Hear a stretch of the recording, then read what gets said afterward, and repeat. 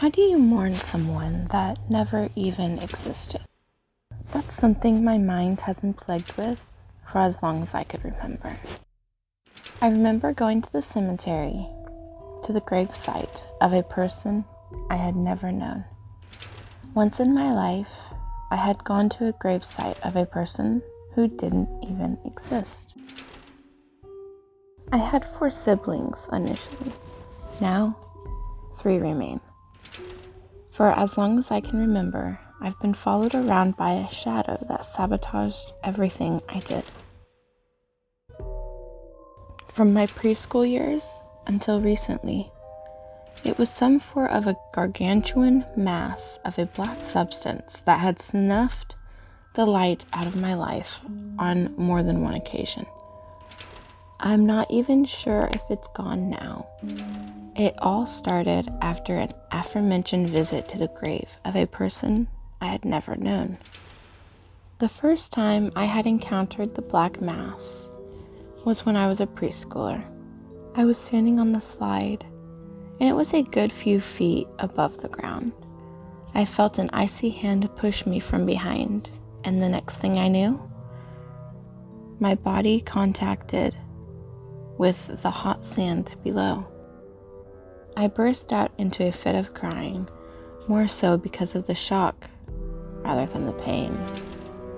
My mom rushed to me, and I remember telling her someone shoved me after she managed to calm me down. She looked at me perplexed, saying there was nobody else on the slide with me. I guess she reasoned I must have lost my balance and fell off. For the longest time, I thought she was right, but then stranger things started happening. My things would go missing or end up misplaced. I remember one time walking in middle school and suddenly stumbling over thin air and knocking over 2 girls who were walking in the opposite direction. I felt the same feeling of an icy hand shoving me from behind again that time. It's an unforgettable feeling. That incident led to me being bullied throughout the remainder of my middle school years. If the bully wasn't enough, well, then that's when the strange nightmares started. I would dream up about someone or something that looks exactly like me, but entirely black. Like the void itself took up a bastardized version of my own form. This thing would chase me around my house until it caught up to me and started choking me. The worst part, I'd wake up unable to breathe. The feeling of 2 cold vice-gripped hands clasped around my throat persisted for a few moments. It only dissipated into nothingness, only a few seconds of me being awake, finally allowing me to breathe again. The nightmares would end up taking many forms. Sometimes the shadow thing would beat me into a bloody pulp. After those, I'd find myself with bruises and random cuts thrown on the floor of my bedroom. My parents started noticing the wounds and thought I might be self-harming. But I was honestly too young for that. I told them it was the shadow thing, but they didn't believe me. An imaginary being, as they put it, could inflict. But they didn't believe an imaginary being, as they put it, could inflict actual damage onto me. I was evaluated by specialists who determined I'm suffering from night terrors and sleepwalking. Well, no shit, I reasoned. That didn't resolve anything, however. The strange thing turned stranger. I would see a me-shaped black hole standing in the hallway at night. It would stare a hole through me before disappearing once it made sure I was aware of its presence.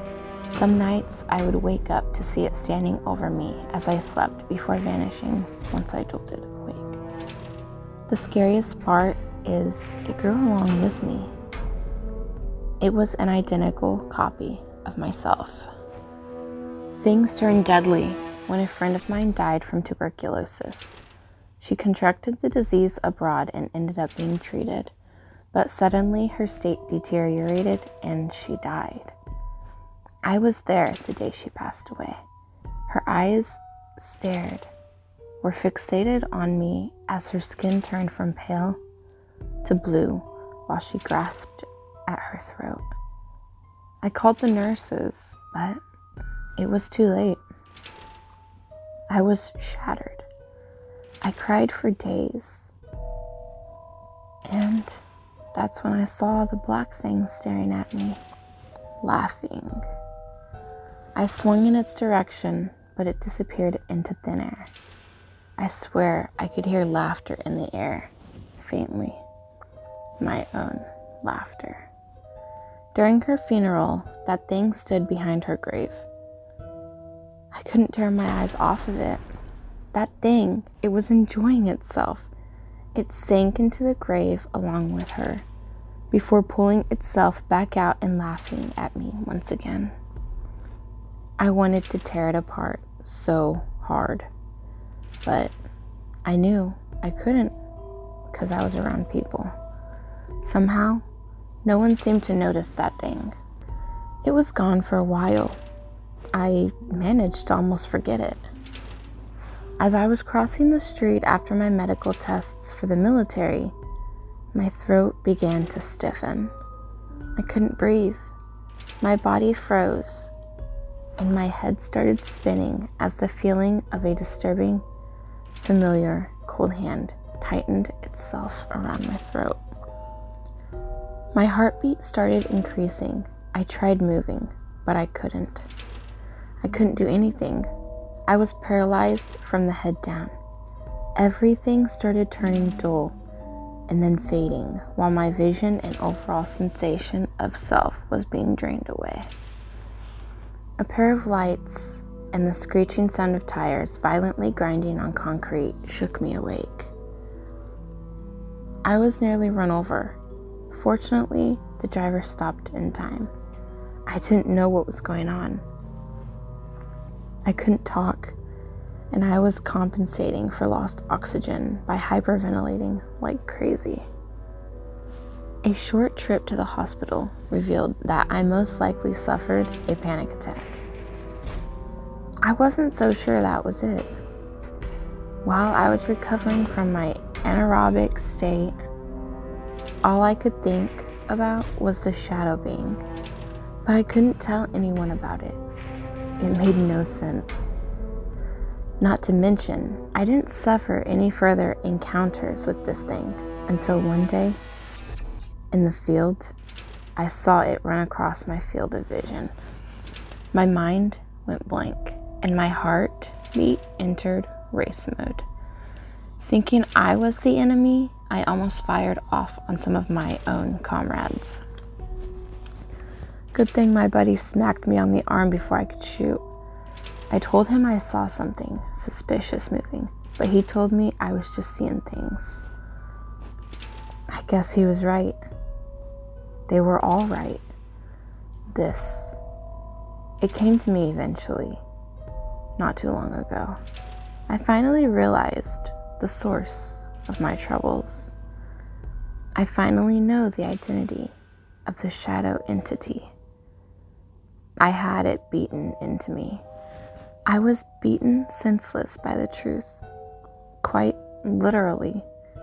I got a note from my now aged mother, something she kept away from me my entire life. I guess she was trying to protect me, pretend like everything was fine, like there wasn't a hole in her heart until Dad died. Bless his soul. I don't know why she did it, but this whole day, it's all so fuzzy now. I just remember reading the note, and my heart sank to my ankles. That note, it punched me in the chest. It punched me straight through my ribcage before grabbing my heart, smashing it to pieces, and yanking it out. I only remember going to the bathroom. tears rolling down my cheeks to wash my face. I took a good look at my sorry mug, and my reflection suddenly turned angry.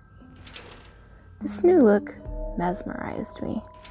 As I stared at my reflection, the skin on its face cracked and fell off, revealing nothing, a black mass that had the same exact shape as my head.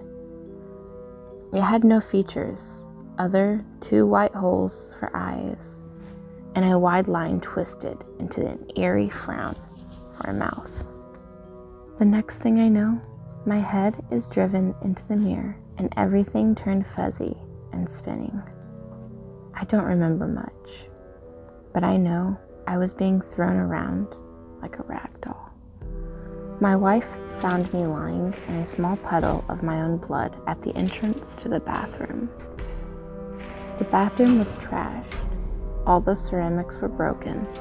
The shower curtain was torn off the hinges. The plastic chair, missing 2 legs. The shower head was nearly torn off. An absolute mess. I had cuts and abrasions all over my head, face, and arms. I don't know what happened to me that day. All I know is that my wife found me in a broken state. I was covered in blood, tears, and snot, still clutching my mom's note. The note said, "Honey, I'm sorry I've kept this secret for so long. It's better late than never. Please forgive me for not telling you sooner. You remember that grave we went to visit when you were a kid?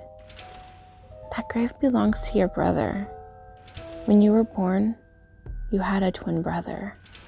He was stillborn. Your umbilical cord wrapped around his neck. I'm so sorry. I couldn't bring myself to tell you that earlier."